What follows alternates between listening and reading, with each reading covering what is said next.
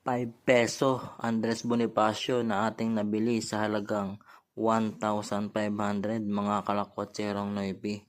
Kung interesado ka po dito sa ₱5 na ito, unawain niyo pong maigi ang video. Magandang araw mga kalakwatsirong Noypi. Naghahanap nga po pala tayo ng error coin na ₱5 coin. Tingnan niyo pong maigi itong hawak kong barya.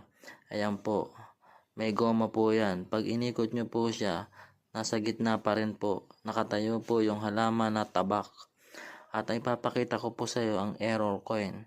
Ito po mga kalakwatsirong Noypi. Tingnan niyo pong maigi ito mga kalakwatsirong Noypi. Hindi po pantay. Yan po ang likodan. Ayan po.